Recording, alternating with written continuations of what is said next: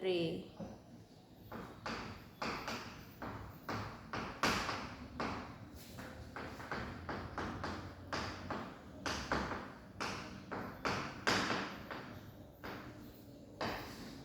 So, good day everyone. Today I will discuss my assigned distribution, which is the Gaussian distribution. It is also known or referred as for many as a normal distribution. This distribution plays a central role in probability theory because many natural measurements or random processes follow this shape. Let us start with this notation here.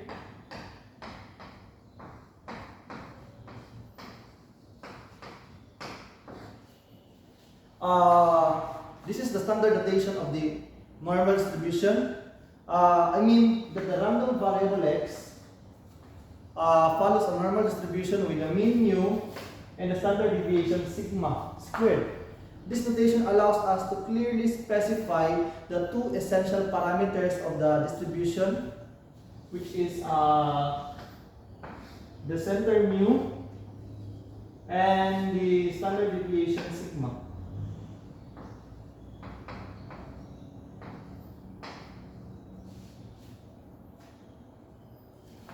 This is the main equation here.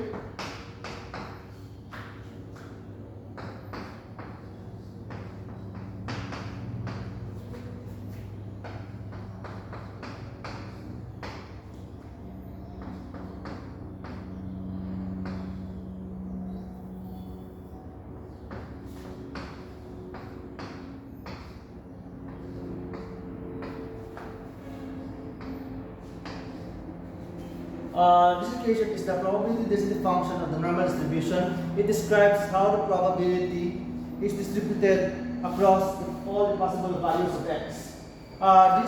The curve is continuous, as you can see here. It is smooth and symmetric to both sides. And the maximum value occurs at x is equal to mu. And then the exponential term here is responsible for the bell shape of the distribution. As x moves farther away from mu here, it moves either right or the left side in either direction, the square distance makes the exponent more negative, causing the density to decrease smoothly and symmetrically. And the normalizing constant here, 1 over square root of 2 pi sigma squared. This constant ensures that the total area here, the total area under the density curve is exactly equal to 1, which is required for any valid probability distribution. Without this term, the exponential shape would not automatically integrate to 1. So we will later derive this constant to show where it comes from. So the parameters here, mu and sigma squared, let us define it properly. The parameter mu actually represents the mean, which is a central point of the distribution and the location where the curve reaches its peak. The parameter sigma here represents the standard deviation, which determines how wide or narrow the distribution is. The larger the sigma means the values are more spread out, while the smaller the sigma, it produces sharper peak. As you can see here, if we actually define it further,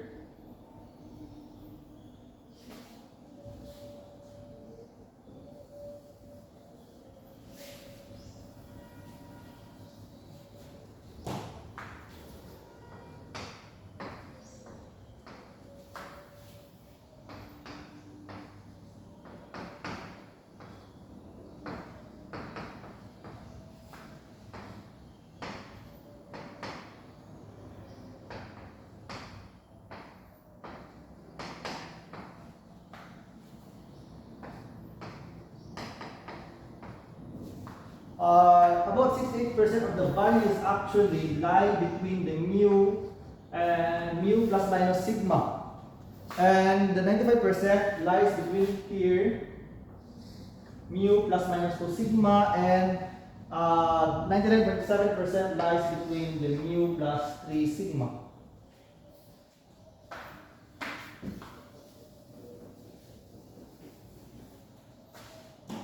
you may ask the question when the normal distribution is used. We use the normal distribution because many real-world measurements naturally cluster around an average due to the combined effects of many small independent influences. This pattern appears so frequently in nature that it became known as the normal distribution. Thanks to the central limit theorem, the sum or average of many independent random variables becomes approximately normal, even when the individual variables are not. This is why the normal distribution shows up constantly in statistics, science, and engineering. And now that we have defined distribution, explained when it is used, and examined the meaning of the main formula, I will proceed to the derivation. In the next part, I will show how the normalizing constant is obtained here and how the full probability density function is derived.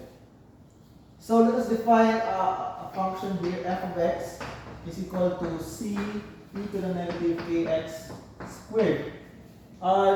We start with the general bell-shaped function here. C and k are constants, and we'll choose such that this becomes a valid probability density. Then we integrate from negative infinity to negative infinity. Then f of x dx. We let this is equal to 1 since the area of that bell shape is equal to 1. And we substitute the f of x here.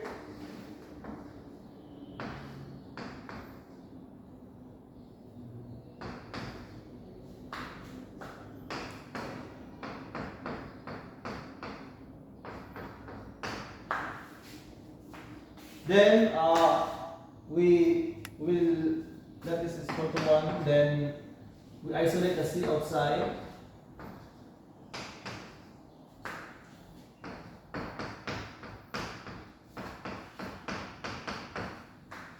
We let this as equal to ik of x, I of k actually. So this becomes c I of k is equal to 1 and c is equal to 1 over I of k. Let us use the identity later.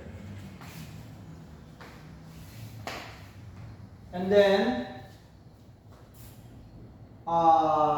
we expand this value I of k here, I of k, squaring both sides, it becomes a double integral.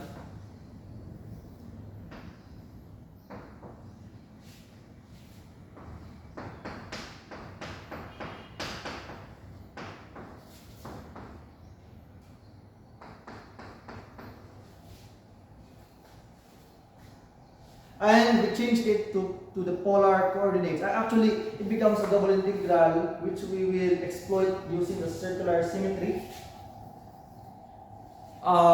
We change it to the polar coordinates. Let us let x is equal to r cosine theta, y is equal to r sine theta. Then, squaring it both times, it will become actually r squared cosine squared plus sine squared theta, which is just equal to 1. That's why we come up with this.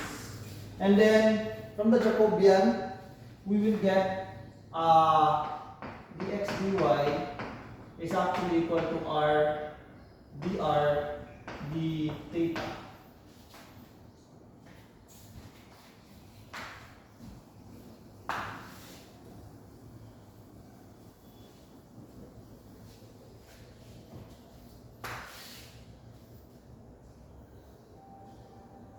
And then after we get this one, we substitute these values of the polar coordinates, as you can see here. Ik squared is actually dx dy is actually r dr d theta. That's why it is still a double integral from 0 to 2 pi. And then from infinity to 0. So, e to the negative r e to the negative kr squared dr d theta, which is dr, and from the integral from 0 to 2 pi is actually just 2 pi.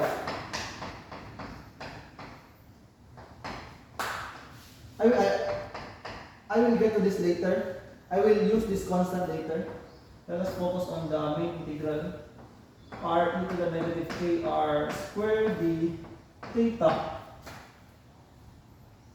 Dr, sorry. Which we will let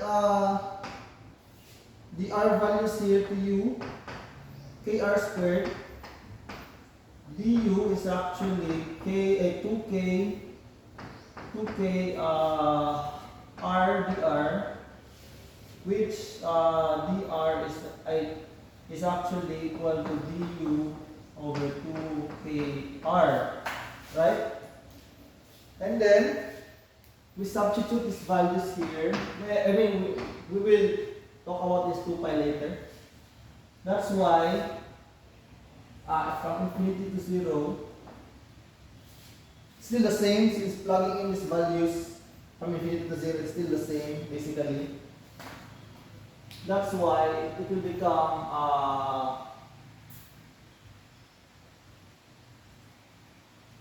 e to the negative u, and we substitute the dr there, and I mean there's still an r, since we did not, since it will cancel eventually du over 2kr, which r will cancel out, and e to the negative u, the integral from 0 to infinity, e to the negative u is basically just 1. So we will get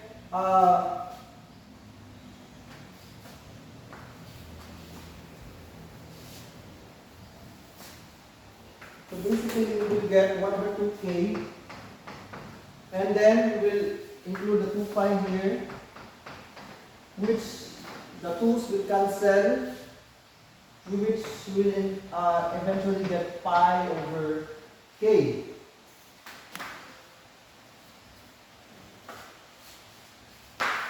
Since we started to the integral,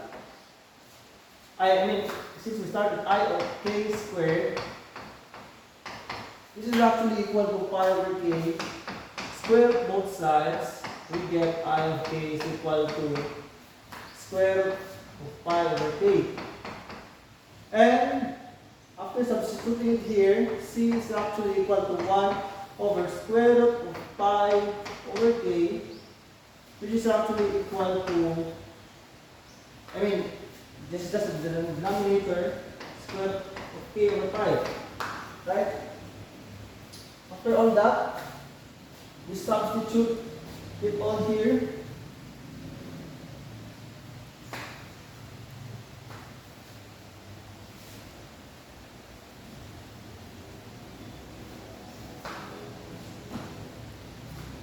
From the original equation, f of x, let us substitute it back, c to the negative kx squared, right?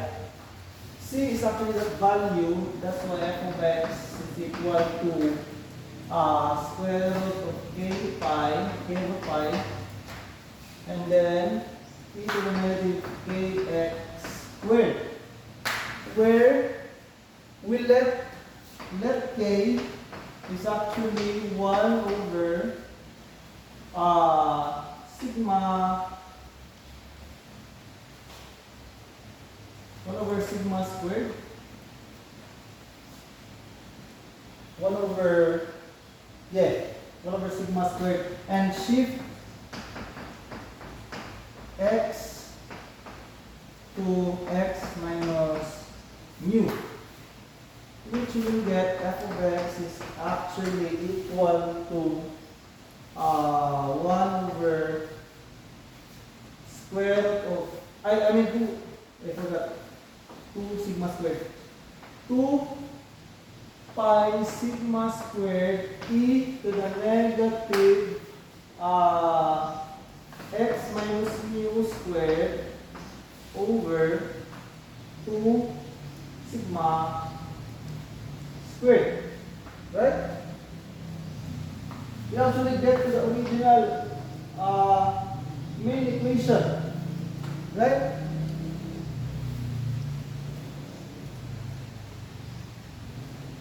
We actually get to this original equation. We choose k is equal to 1 over, we choose k as this because the specific value ensures that the width of the curve matches the desired standard deviation sigma. And we replace and shift x to x minus mu to shift the peak of the curve to mu, making mu the mean without changing the overall bell shape. And then we give an example here.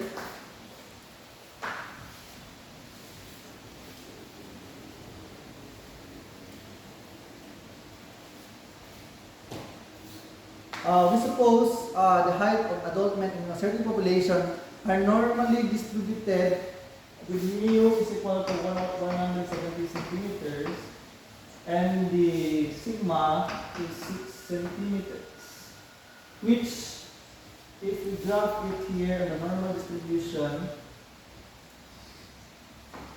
the mu is equal to 170 centimeters. So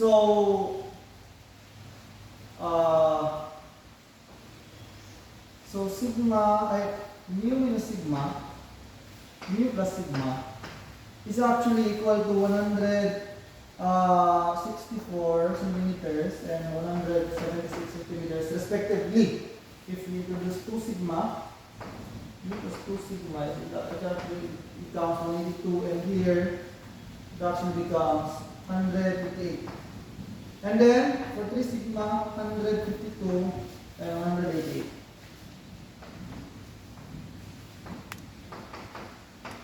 What this all means actually, this height example shows that the men cluster around the mean of 170 centimeters. So most of the men actually, this is just an example, this is not the entire population. I want to emphasize that this is in a certain population only. So the mu, most of the population is actually, all of their values, averaging it all becomes 170 centimeters. Such that the standard deviation, mu plus minus sigma, ranges between 6 of those values plus minus.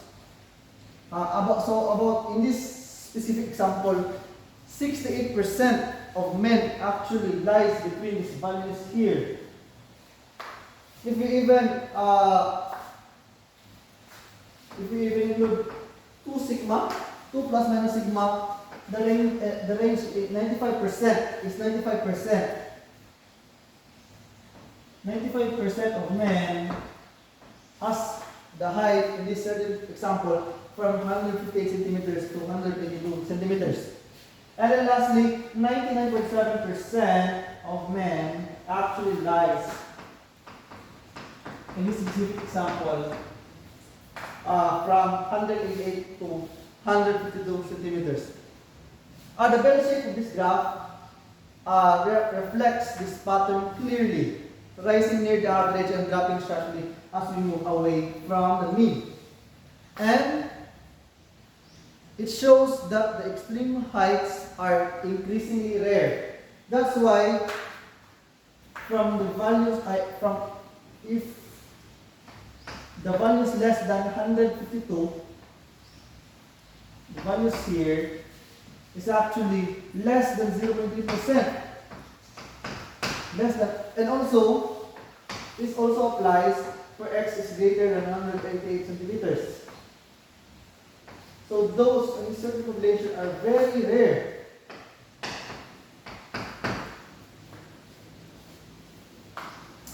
So that concludes my discussion of the Gaussian or the normal distribution. I already from its definition and the real world use to its full derivation and interpretation. Thank you for listening, and I hope this helped clarify why the normal distribution is one of the most essential and widely used models